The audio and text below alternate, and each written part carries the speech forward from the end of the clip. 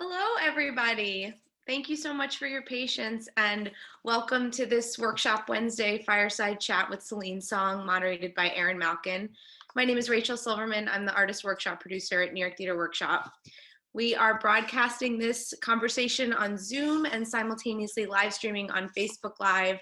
We are so happy that you are all here with us tonight. We are also very honored that this panel is part of the programming put together by the Mayor's Office of Immigrant Affairs Immigrant Heritage Week. This fireside chat and all of the workshop's virtual programming is offered free and available to the entire NYTW community. If you are in a position to support our work, we hope you'd consider donating. You'll find a link to donate in the chat if you're joining us on Zoom or in the comments section on Facebook. The conversation tonight will run about an hour. For the first 40 minutes, Erin will moderate a conversation with Celine, and then we'll open it up to Q&A. If you have any technical or logistical questions, you can submit those in the Q&A box on Zoom or in the comments section on Facebook. And when we get to the Q&A portion of the evening, you can use those same mechanisms to submit your questions. And we will do our very best to get to everybody in the time that we have. So I'm very happy to introduce Erin and Celine, who are going to join us. Erin is the literary director and dramaturg at New York Theater Workshop. And Celine is a playwright whose plays include Endlings, which was a Susan Smith Blackburn finalist and recently premiered at New York Theater Workshop, and Tom and Eliza. Celine is also a staff writer on Amazon's The Wheel of Time. So very happy to bring them on for this fireside chat. Thanks, Rachel. Thanks. I'll see you guys in a bit. Hello. Hi, Celine. Hi. How are you? I'm Happy good. Wednesday. Happy Wednesday. Happy Wednesday. Here we are. I know it's been what, a little over a month since we were in a room together. Mm-hmm. We were able to like breathe each other in, like, you know, and like touch and be near. Yes. Yeah. Mourn. So we just wanted to talk about you and your life as an artist and what inspires you. So I thought we would start at the beginning, which is where are you from? Where did you grow up? So I was born in sort of Seoul, South Korea, and I grew up there for like 12 years. And then I immigrated to Canada. I went to Toronto and I grew up there, and I lived there for about another, I guess I would say, another 12 years in Canada. So I'm a Canadian citizen. And then I moved to New York City in 2012. And I have ever since lived in sort of New York. I've been like out of, but then I also like moved to LA for a little bit. And then, yeah, right now I'm here. You're back in New York. I'm back in New York, yeah. Do you have an earliest memory of the theater? I remember doing like a school skit of like a city mice and a country mice back in Korea, and like we like I think I remember us dancing to hip hop and things like that. I like wrote that play between the city mice and then the country mice, and I played one of the country mice, I think, and we had a dance routine and things like that. So that was like my very first thing where I participated, and I was like, I think probably like 10, right? Which I think a lot of us have experience with encounters with theater that way. Yeah. Had you seen theater before that, or do you have memories of seeing theater before that? Yeah, I think children's theater. Okay. Yeah, children's theater, and then I feel like, but then I feel like I fell out of love with theater for a little bit, because I feel like so much theater when you're in an educational setting was just Shakespeare. So and that's not your jam. It's not that it's not my jam. I feel like some part of it was my jam, and I loved that, but it felt like it wasn't something that a modern person does. You know what I mean? It just didn't feel like it would be like a part of modern life. So it didn't seem like something that I would have anything to do with. I think the time that I really felt like I was going to be a playwright was in my second year of grad school. I took a German literature class where I read Brecht. That's what it was. Yeah. When you were in grad school for playwriting in New York? Oh, sorry. When I was in undergrad. Gotcha. Yeah, I was in first couple of years. So I was like, like 17, 18. It was just undergrad. And then I took a German literature class, and although I feel like in high school I read Beckett. Yeah, but it didn't seem, I felt like Beckett had exhausted Beckett play. So I felt like, again, it didn't feel like it was a part of my modern life. And then Brecht was the person who ended up being my, the person who was like, Celine, like you should, like, aren't you in love? Like, isn't this great? Yeah. And were you, in that time when you were out of love with theater, maybe for the first time you were out of love with theater, were you still writing? Were you interested in writing, or was it the reignition with Brecht and maybe Beckett that got you back into the idea of wanting to be a writer? I think that I've always wanted to be a writer. It wasn't clear what kind. Like for a while, I thought that I was going to be a nonfiction writer or like some kind of like an essayist. Like I thought I was going to be like a, so I was like a part of all this like school magazines and things like that, because I was like, I'll be like, I'll write those like the New Yorker like essays about like something happening to me or like something happening to someone, or like I really cared about being like a profiler. Like I wanted to like write a profile of somebody. And then there was a time where I was going to be a copywriter for advertising, where I was like, I'll write slogans. That's what I'll do. You know, I never wanted to do anything that was more solitary than theater, because I didn't want to be like a novelist or a poet or something like that.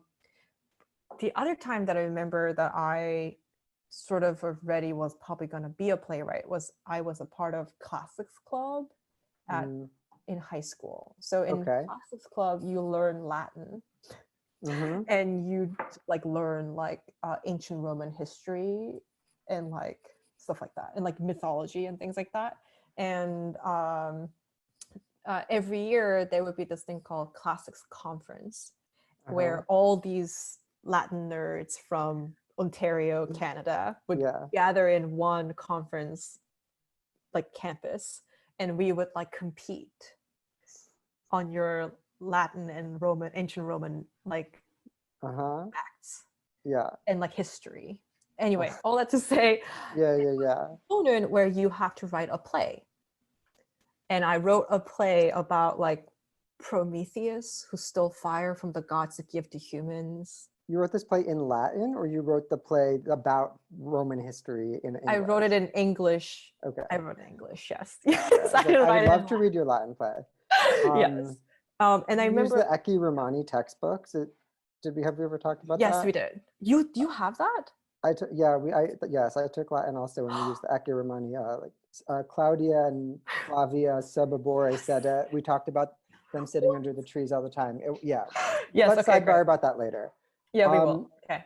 But so you wrote a play about Prometheus in high school. And then what was it about Brecht in the German literature class that reignited your interest in theater?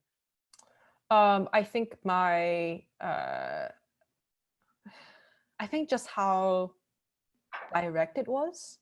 I feel like I think that's really what it was for me. To me, I was just like, well, it's not gonna sort of like, it's not gonna like a sort of footsie around what people want to talk about. We're gonna like fully have a conversation. So there's something about that I was like, oh, if it's gonna be like that, like I want to do that. You know, I want to talk about stuff. You know. So I think that was it. But I think it's honestly when I saw the breaking up the fourth wall, I think that's when I was like, oh wow, theater is doing something that other mediums are not really as interested in. I think now TV and stuff is more interested in that, but I feel like especially at the time,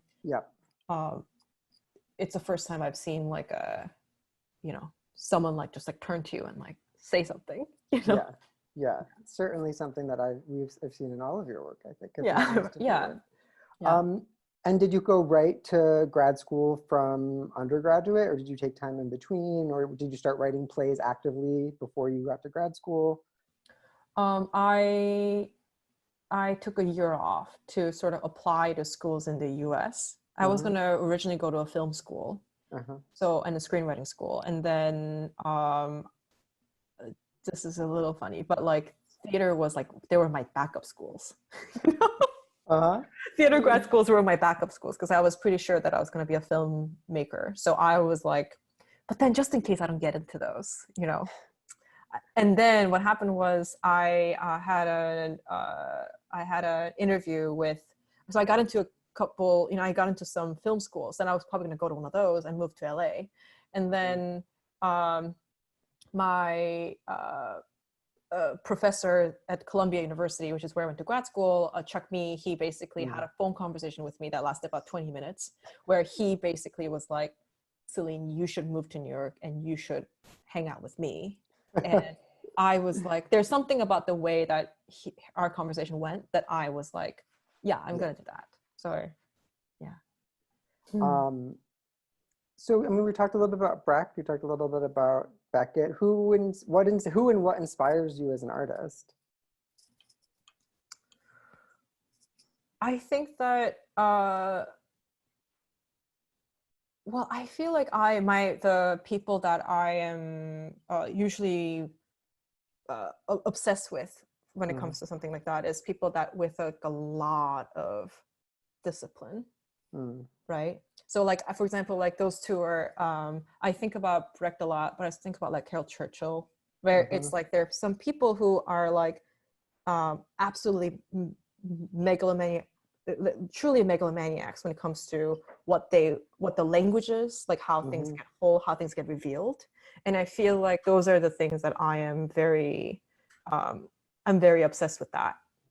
So I feel like those are people that are like, anytime I feel someone just like know exactly what to do with the tool, like I am any sort of mastery of like, just like, like this is a pack of gum. I'm just like, it's just like being able to do this. I'm just, super into it, no matter in what medium. Yeah. Yeah. Are there plays that have really inspired you, or pieces of writing or films, or moving past the Brecht? I feel like I think about like that movie Cachet a lot. I don't know that movie. Or like, there's this movie called Dogtooth by Yorgos Lanthimos before he made The Favorite. Like I think that was one of his first movies. Like there's this movie called Dogtooth that I think about like a lot, because it's so theatrical and like so awful, like the meanest, it's the most sadistic thing I've ever seen like someone make for an audience. So I don't know. I'm into that kind of thing. Yeah, totally. Yeah. So I'm trying to think about where we want to go next. I mean, I first saw your work in 2014. I saw your thesis from Columbia, which was a play called Family. And then I think I next saw your work, a play called Tom and Eliza at Jack in 2016. And then I encountered Endlings on numerous occasions in numerous versions before we were lucky enough to bring it to 4th Street. I'm curious if you could talk a little bit about your trajectory as a writer and how you think about, where do you start? Do you start with an idea? Do you start with text? Do you start with a form that you want to explore structurally? Where do you start? I think, and I feel like some of the earlier works kind of lead in a certain way to Endlings. But where do you start? I think that it usually does start from the set of text that a character is speaking. It does sort of show up as like a character walks on stage and starts speaking, and then I usually have a chunk of text that I'm like just carrying around here to here, without really knowing how it's going to become a full play. And then eventually, after like truly so much procrastination and like, mucking around, I usually end up writing the first scene. And then what happens is I muck around, like I just like procrastinate and like half work on it for like another long period. And then usually at one point I know how it ends, and that's when I can write it. And once I have the beginning and the ending, I can write the whole play truly in like a couple weeks. Then it becomes a very simple thing. But then usually when I figured out the ending, that's when I actually know what the play's about. So yeah, so Family, which is the first play that you've seen, is about violence and silence, cycles of violence that I didn't know that I was writing when I was starting it. But in the middle of writing it, I figured out how it's going to end, and then I knew that it was about that. So it's sort of like that. So same thing with Endlings too. There's always a moment where I'm just like having like a very much a I guess you would call it a breakthrough of some kind, where you're just like, is this about that? And then you're like, wow, okay, well, it's about that. Then I know how to end the play, right? And now I know how to write the whole play. Yeah. And I think, I mean, part of the genius and generosity of Endlings is that you let the audience in to the process of exploring what you're writing about too. I want to talk a little more about Endlings, but first I would love to talk a little bit about Tom and Eliza, which is a truly terrifying play. I'm glad you think so. And a very simple, I mean, in some ways, a very simple play, a simple idea, a simple theatrical idea with complex thematic ideas inside of it. I was wondering, guys, could we get the photo up of Tom and Eliza? Because I think I want to talk a little bit about the way your work has shifted from Tom and Eliza to Endlings in terms of space that it takes up. Do you want to talk? I could try to talk about Tom and Eliza, but do you want to give a little bit of information about Tom and Eliza?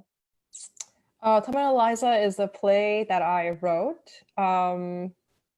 in I would say like 2015, something like 2016.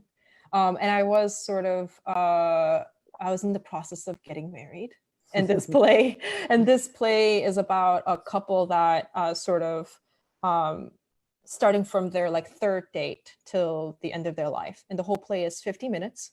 There is no pause in the entire play, and it's just these two people on just talking directly to the audience and sometimes to each other.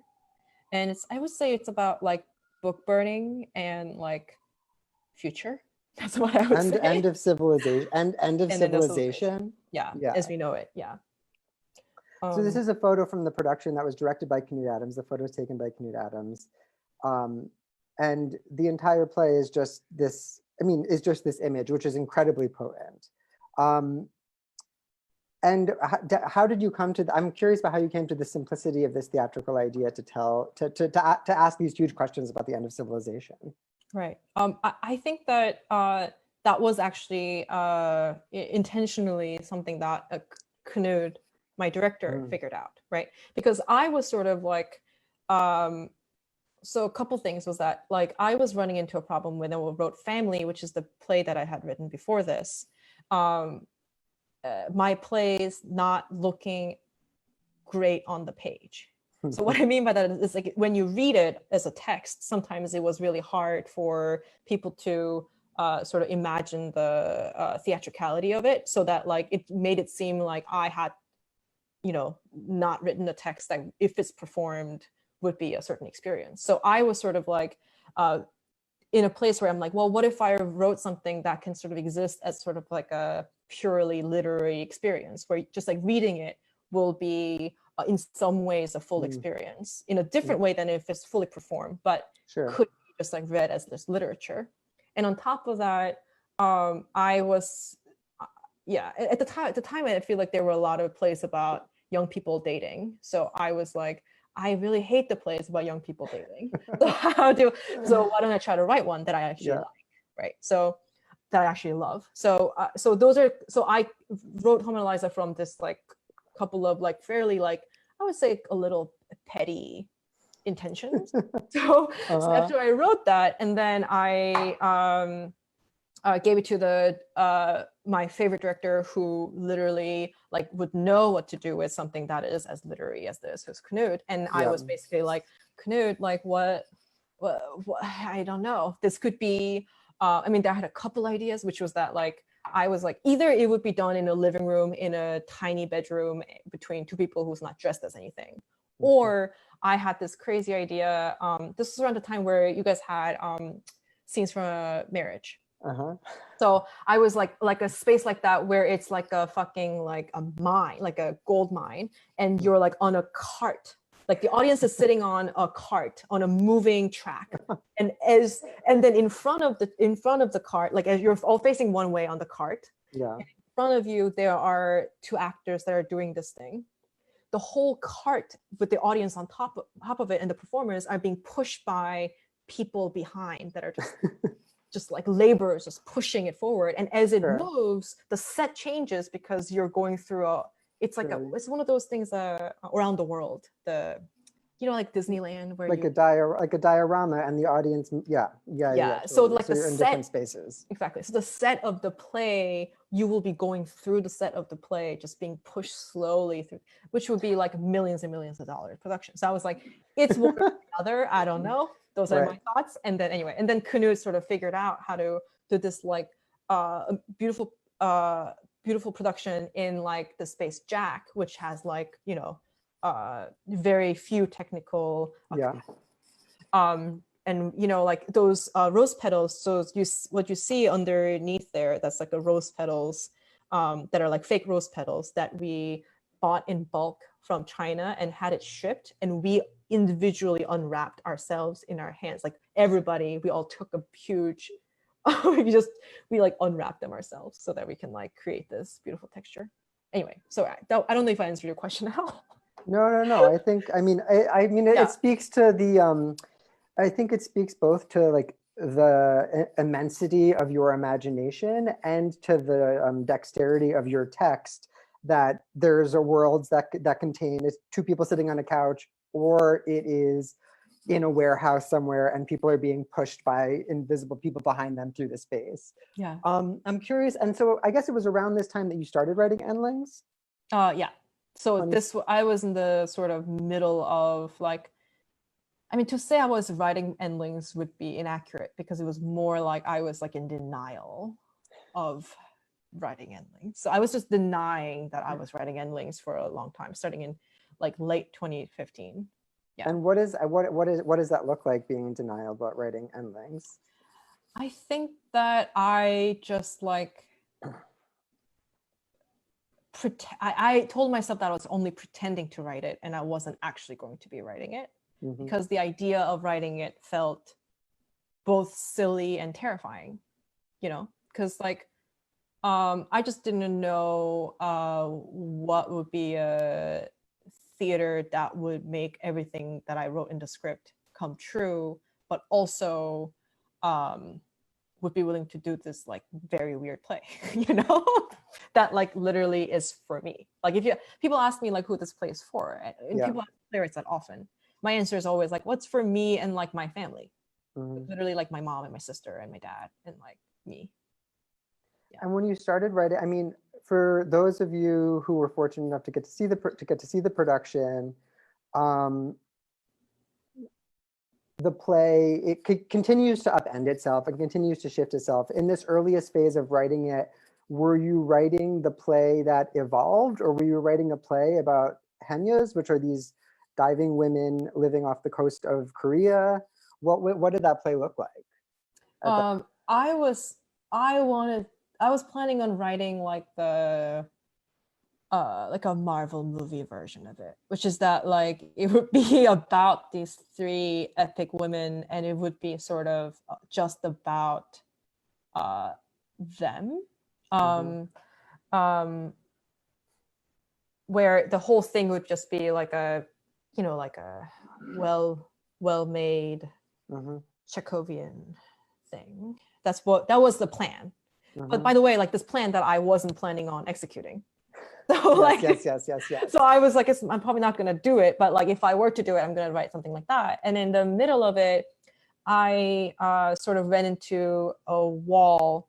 I sort of like ran into a wall where I was like not sure where I was going to go next, because I had sort of like I sort of gotten very much stuck, because I was like, I don't know what the rest of the play is, because I only had like what, 40 pages, and that's not enough of a play. That's not a whole evening. So I was like, well, it's not a full-length play anymore. So what's going to happen? So what's going to happen in the second act? And usually what happens in the second act in a well-made 3-act play is that like, you set things up in the first half, and then in the second half you like sort of pay them off. So it's like, you just make things happen.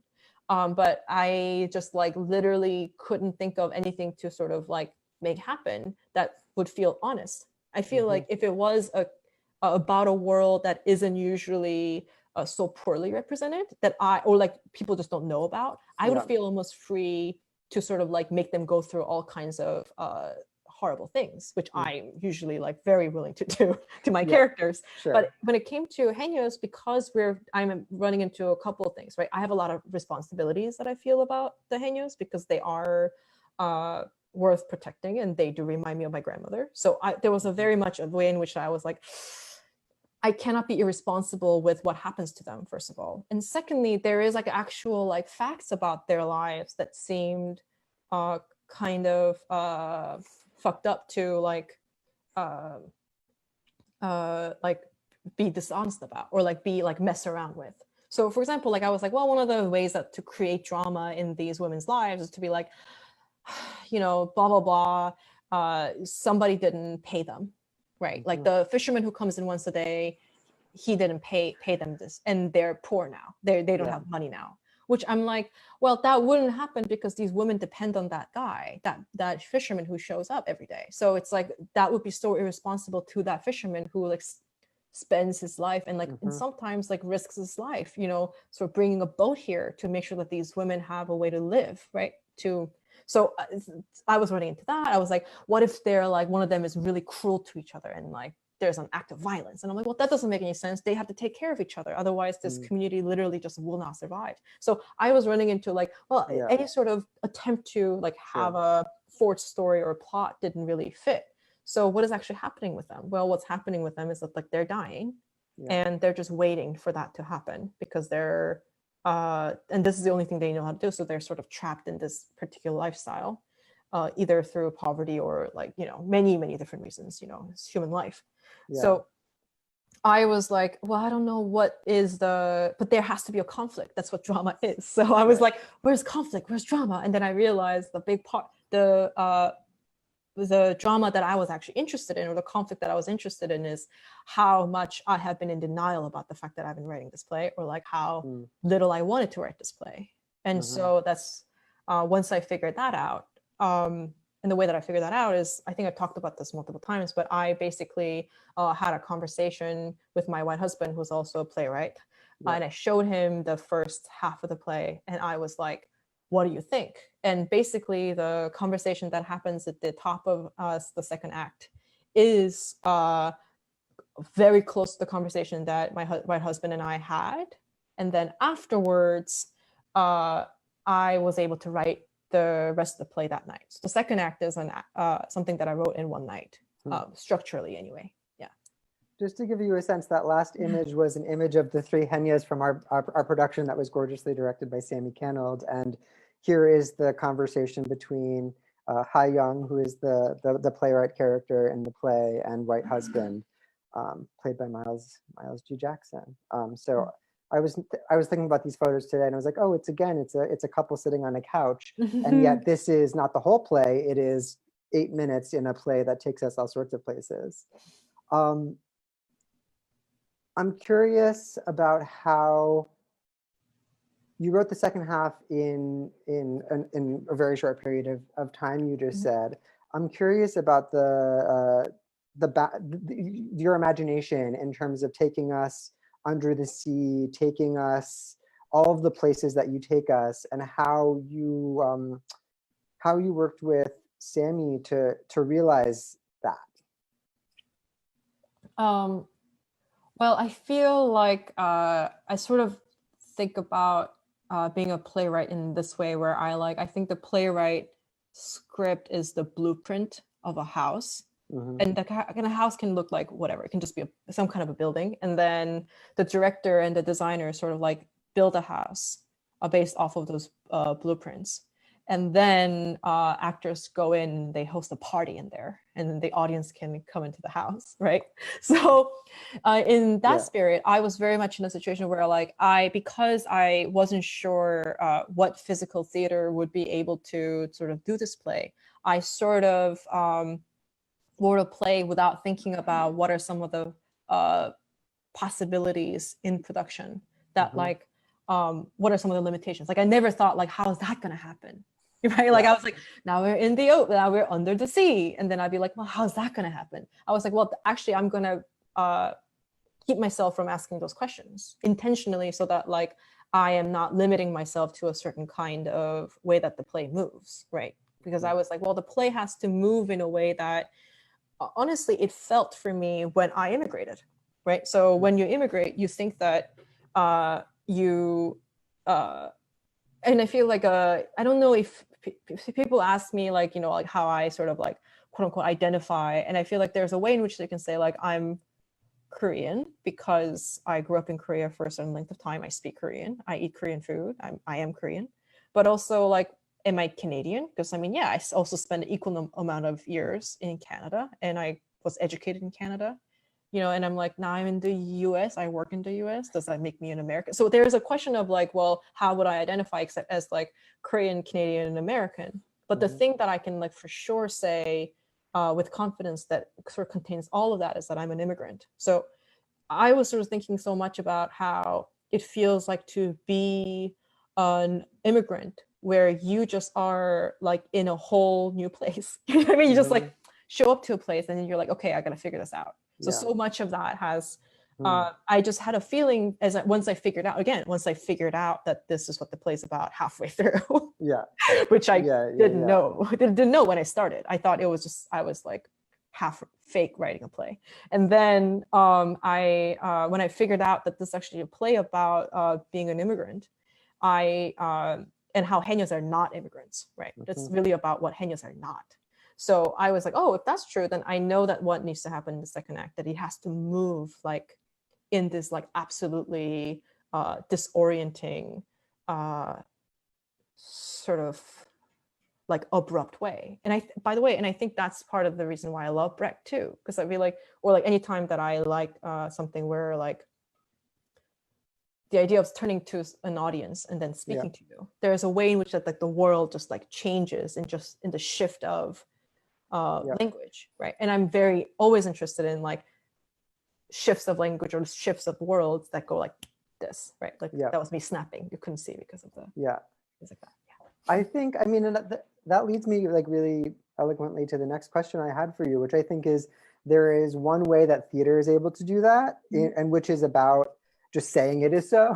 And then there is a different way, I think, that television and film are able to jump from one place to another to tell stories. And I'm curious about how you think about, you write for television, you're working on a film. How do you think about storytelling in theater versus storytelling for the screen, and whether television and film can be lumped together or those are two totally separate things? I think that theater is so unique in that theater does not have any of the resources that TV and film have in terms of like what kind of storytelling that they're able to do. So much of how like transitions happen in theater is just in the shift of light and an actor doing something or saying something, right? And what happens is I feel like the thing that we sometimes forget, because we have, you know, like higher and higher production values and TV and film and things like that, is that like actually people are capable of imagining quite a bit, right?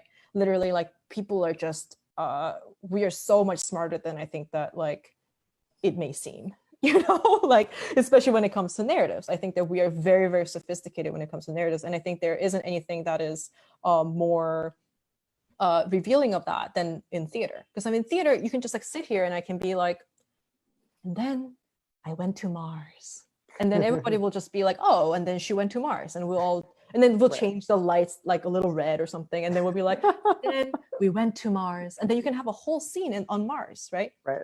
If you're gonna make a movie about Mars, you need to have a real set. You know what I mean?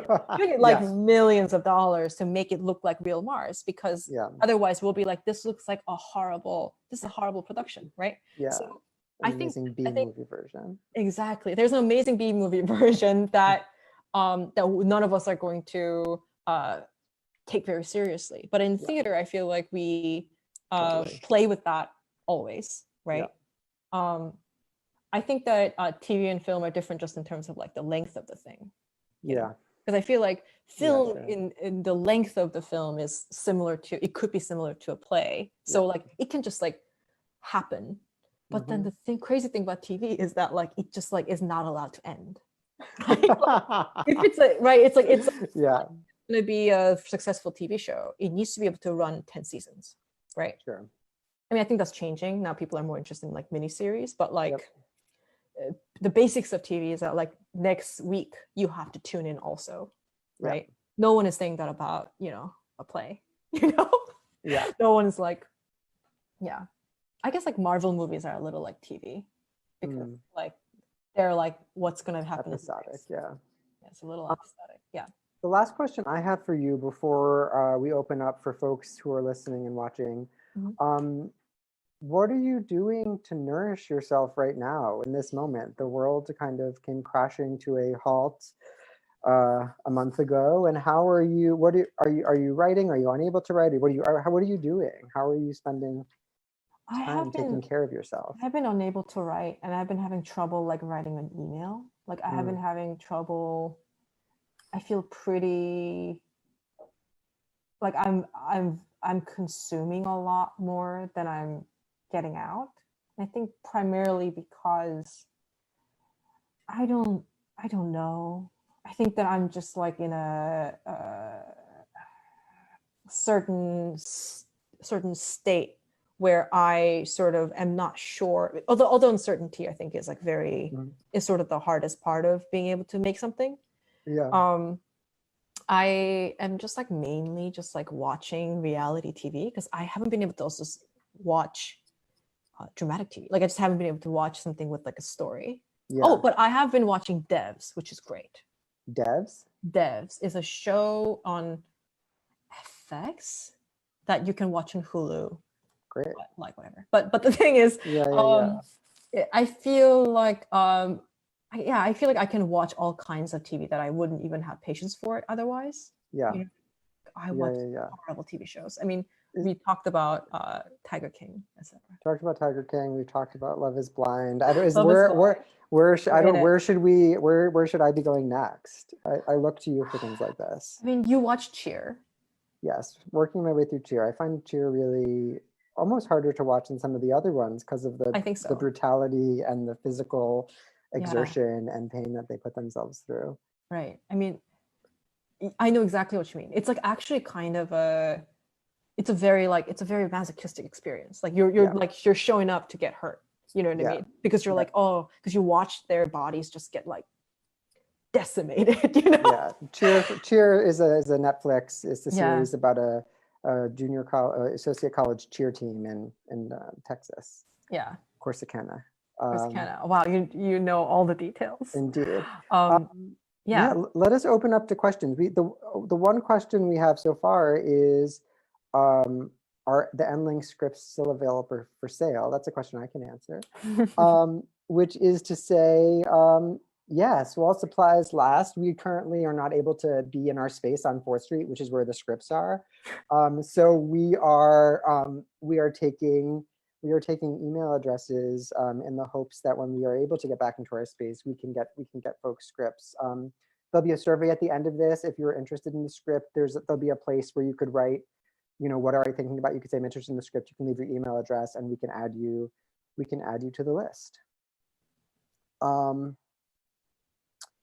Here's a question about the use of I don't know if it's magical realism, or how would you talk about bringing the Henyos to Manhattan in ENDLINGS? How do you, I think maybe the conceit, the imagining of that, and how do you think about that? I think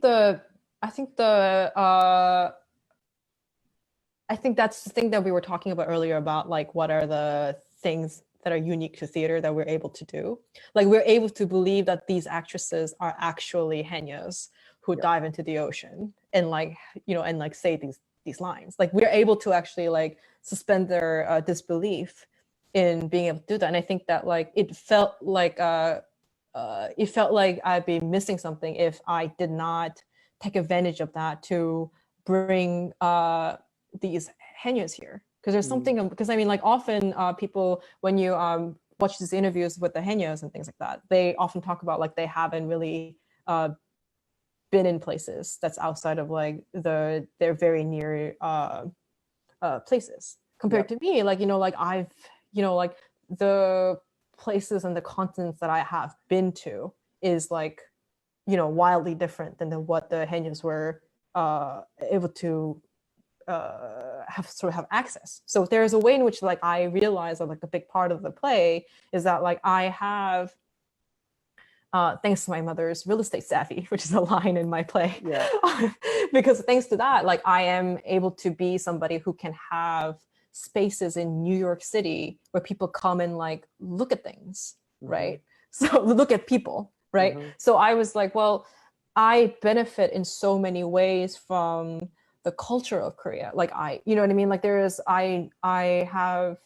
so many things that I adore about my life because of me having this like very specific amount of, but very real Korean heritage, or like Korean cultural something. And I'm like, well, I feel like it would be wild to not sort of use my access to a room in the most expensive city on earth and put these hanyos in them, just to make sure that like they get to come here or they get to be here in some way. And in theater, you can have that kind of magic, that kind of like, you know, collapsing of space and time. Yeah. Cool. Thank you. What is another, let's see. In a similar, here's a question about, did you ever consider playing the role of the playwright yourself? Well, there was a version of this play where I was, which Aaron knows, it's like I had written myself into the play. So there's a phone call that happens in the middle of the play where Ha-young, the character who is like me, proxy me, who is like takes a phone call from her grandmother. That call used to happen from me, the actual playwright. Like I had planned to be in the audience every night, sitting next to my character Ha-young as the real Ha-young, Celine Song, and I was gonna sit next to her with my real husband, right? My real white husband, and we're gonna sit there so that there is like this other layer of meta-theatrical thing, or like another kind of breaking that happens. And then like I was supposed to get the phone call, and then my audience was gonna be so mad at me. Like they're gonna be like, who is this like random girl who is like getting a phone call? And then they'll learn that it's a part of the show. I have cut that part since, because I realized that when I realized like there's like it's not gonna be like one workshop or something. It's gonna be a whole production. I could not be at the theater every night. Yeah. Seeing the whole show every night. It would drive me crazy, you know? Yeah. You were talking about breakthrough moments where you figure out the end of the play and then you can go back to it. It's a question about, do you have false starts with that, or does it feel definitive? And how do you know when you found the thing that you've been striving for? I found it to be definitive. I don't know if that's going to be true I don't think if that's true generally, but I found my things to be pretty definitive. Like it just happens in like one go when it happens. Yeah. And I think that like it sort of is like I'm just like not I don't have uncertainties at that point. Yeah, but I've a world of uncertainties before. And once I finish, as I show it to people, I have more uncertainties. I'm like, are they gonna like it? Is it gonna be good? You know, but like I don't have uncertainties at that breakthrough moment, because that breakthrough is really obvious to me. Is there, let's see, is there any material that you'd like to adapt to the stage? A novel, other plays in other languages, things that are on your list? No, that's not true. I don't think it's a no, but I feel like it just doesn't really happen that way for me, because I feel like this is what it is. I feel like I can really only do faithful adaptations of things that I love. And why would you work on something that you don't love, right? So like there is a bit of an issue where I'm like, I would just be doing my best to bring it to stage, and I would try to like really not be a part of the creative part of it. Also, just to say, folks, in the questions, if you wanted to, is there the potential to upvote or no? Maybe I'm wrong. Somebody can tell me that I'm wrong. If there may be potential to upvote, if not, I apologize, but we're getting to as many of the questions as we can. This is a question. I wonder how you're able to be so honest with yourself. I was shocked by the honesty while watching Endlings. such as the craving for white attention? How do you open up to yourself? I think that that has to do with how little you need other people to accept you. You know what I mean? Yeah. I feel like I'm able to be super honest with myself if only thing that I value above anything else is honesty or like truth, right? So it's like I can sort of, to me, there's nothing that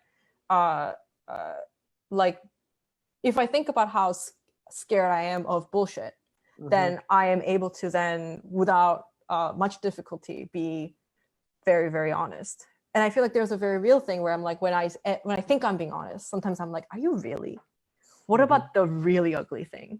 You know? And then you're like, what about the really ugly thing that you're not even wanna, like, to utter it will break you. Like, what if that happens? So I think that has to do with just what are some of the things that you value the most, right? And to me, the thing that I value most is whatever is true. So if that's true, then I think it's a practice.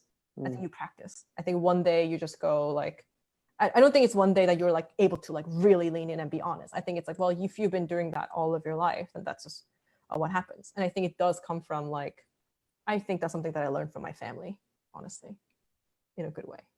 Yeah. Cool. Yeah. Let's see. I was so glad to catch Endlings before it closed. It was the first piece of theater where I could truly see myself on stage, as I'm a Korean American and an aspiring playwright. There's one part of the play where Ha Young talks about writing white plays. Did you feel as if you were writing them in your life? If so, how did you break away from that? And did you feel like you accomplished writing a non-white play when you created Endlings? I love your voice in theater, and I'm excited for more. Hi. I think that the thing that is very real is that I feel like what I know that I was writing are just plays that like I wanted to write, and they came from the plays that like I wanted to write. Like, so when I talk about like things like how much I care about discipline or how much I care about like being like brutally honest with something about something, those are the things that I was writing with anyway, even before Endlings. So, but then what would happen is, because it is not specifically about what it is like to be living in the skin that I live in specifically, in the body that I live in specifically, and I was not so explicit in that, it was sort of presumed to be a white play, because that's just what happens when you live in white patriarchy. You know, when you live in the white patriarchy, unless you really make it explicit that it is not a patriarchy or it is anti-white patriarchy, it just ends up being white patriarchy. That's the default. So we're just in a situation where I was like writing plays that like I loved and I was so proud of and I was really interested in, and then they would get sort of grouped in, they would just be considered some form of white play. And I was like, I was okay. It wasn't a matter of like me being okay with that or not being okay with that. But I feel like when I was writing Endlings, it really did come from sort of, so with, for example, Family, which is the first play we talked about, like I was like, I didn't like a lot of these family plays that I was seeing. So I wanted to write a play about a family that I would love, right? And like Tom and Eliza, I was like, I was seeing a lot of plays about young people dating, and I wanted to write a play that I love about young people dating. So similar to Endlings, I was like, well, I didn't really understand or identify with a lot of these plays about like identity or culture or like what it is like to sort of like exist in the bodies that the authors are living in, this like sort of meta theatrical thing. And I'm like, well, I saw this one and I didn't love that one. Why don't I try to write one that like I can like be gung-ho about? So that's really where it started for me with Endlings, more so than me being like, I no longer will write a play that is a white play. It was very much like that. And then I'm like, well, and then the language of white play sort of like appeared to me in the play as I was being brutally honest. I was like, what am I doing? And I'm like, oh, wow, this is actually tied to my worship of white patriarchy. This is very much tied to worship of all these like theater makers that are white men. And it is tied to all these white plays and how I have like exalted them in my mind. So this play taught me the same way that, you know, any of my plays teach me. Yeah. I hope that's helpful. Yeah. um, there's a lot of questions about your process, both in terms of what sort of research you do around work, um, and then how you know, procrastinate and then find something that comes to you. Like, can you talk a little bit more about your process of writing, and then a little bit maybe about what collaboration looks like to bring it to full fruition? Right. I think that I'm a very research later person. I know that's not true of a lot of people. I like need to know not too much for me to actually write a thing. And then I amend and fix, and I like maybe rewrite based off of what I've learned in research. Most of my plays outside of like all the other plays is outside of Endlings require very little research. So I can only speak for what it was like for me with Endlings. Just being Korean American, just knowing Korean culture at all. I just knew about haenyos, and then I was like talking to my mom about haenyos, and then I just like started writing this play based off of like one documentary I watched. And then once I had like some kind of a shape or like some kind of a bunch of text for it, that's when I actually started to do real research. How do I procrastinate? I watch a lot of television and play video games. What was the last thing you were asking? You were asking. I think those were it. Those Okay. were it. Yeah. Let's see. There's a question. We'll see if you're not. There's a question about folks who are familiar with the play from Boston, and I have some questions about some of the changes in the text between the two productions, particularly about the addition of the wall of boyfriends and the references that it replaced. You want to talk about that? Totally. Yeah. I mean, there was a time. I feel like there was. I was trying to shock and awe in something that I had written in the thing about like something that like I would only talk to fellow Asian American playwrights about. So it was like my way to sort of open up and sort of like an insider conversation. But then at one point I was like, well, there's something about it where it does make me feel like I'm not like these other Asian American playwrights where I wasn't indicting myself. And I was like, well, actually, so this was like another layer in which that like I became sort of, I would say, I was sort of forcing myself to be more honest or like more confrontational with myself and the things that like I was contending with in the play, as opposed to what felt like a really funny couple of lines. Funny, sensational lines, you know? Yeah. I'm curious if are there any other changes? I mean, there was a beautiful first production at the American Repertory Theatre in Cambridge, and then there were a couple of text changes and some other things that shifted over the course of from one production to another. And there was a question about the similarities and differences between the productions and about your vision for the text versus other visions for the text. And I'm curious if you could talk a little bit about what shifted, and if you can imagine other productions of the play, because our play was in many ways, we produced it in association with ART and was the bones of that production. I think that like I feel like the big part of the conception of the play was like sort of far beyond the imagination that I could have. Right, because I mean, like my director Sammy and my designers, my amazing designers, like they all sort of like read the text and then they sort of like fired in all cylinders in their part of the show, and in Sammy's case, the whole of the show.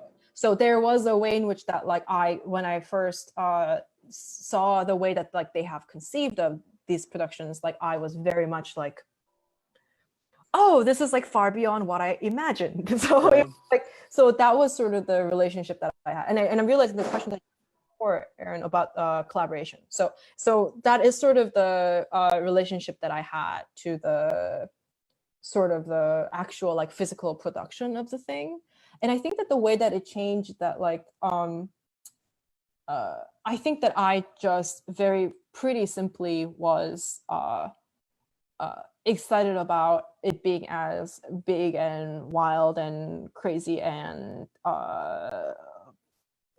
whatever as possible. Like that was my only real thought about it. I was like, well, this is a place where I don't think that like those elements should be at all minimalist or disciplined or something like that. I was like very much like, no, let's let's have a dance party, you know, like let's have it full out. Let's have a full immersive, you know, blockbuster experience. Like my dream would be like, yeah, I mean, I feel like that's just sort of the dream that I had. Yeah. Yeah. We're coming to the end of the time. I'm curious if you could talk about anything that you are working on or not working on in this moment, but dream projects that you have upcoming, whether they're in the way, on the way or not. I feel like right now, I don't know. Yeah, I feel like right now I'm just like I feel like talking is very easy for me right now, but like almost nothing else. Talking and watching things, very easy. Everything else, I'm just like having, I just really don't have that much, you know. Totally I don't know. fair. Let's get through, you know, like people dying by hundreds first, you know. Yeah. I just keep feeling like, I'm just like, oh, you know, hundreds of people are dying. Yeah. Didn't need to die, so here we are, you know. Yeah, that's where I'm at. Yeah. I feel you. Well, I want to thank you for your generosity and thank you for being here with us. It's very nice to see you again, and I cannot wait to see you again in person when that is okay. Hi, Rachel. Hi guys. Thank you so much, Celine. Thank you so much, Aaron. That was really wonderful. And I just want to thank everybody who spent the last hour with us. Thank you so much for spending your night with us. And thank you again to the Mayor's Office of Immigrant Affairs and Immigrant Heritage Week. I just want to do a couple of plugs for upcoming virtual programming. We have master classes Mondays at 3 coming up. This coming Monday, April 20th with Celia Keenan-Bolger. The following Monday, April 27th with director Liliana Blaine-Cruz and designer Adam Rigg on collaboration. And then we have a couple other fireside chats this month. Next week is going to be a reunion of the Sanctuary City Company. And the following week, we have composers Martha Redbone and Aaron Whitby in conversation with New York Theater Workshop's artistic director, Jim Nicola. So everything is free. You can register for Zoom on our website. You can also stream via Facebook Live. So we hope you'll join us for some more. This fireside chat and all of the workshop's digital programming are offered for free and available to the entire NYTW community. All of the artists who are participating are compensated, and the workshop is also continuing to pay its staff. So if you are in the position to support our work, we would so appreciate a gift of any size, $25, $10, $5, any amount is not too small or too big. So please consider donating. Your donations will help us continue making work now in this crisis and beyond. So you're going to see some links popping up in the chat, and also if you're in Zoom and in the comment section on Facebook, there'll be a link to donate. There'll be a link to, if you choose, a link to a post discussion survey. We'd love to hear from you. It's a very short survey, so please consider filling it out. And you can also find all of this information on New York Theater Workshop's website, www.nytw.org. So thank you so much. We hope to see you here again. Hope everyone is keeping safe and healthy. Yes. Happy Wednesday. Happy Wednesday. Good night. Bye. Good night, everyone. Thank you. Bye. Bye.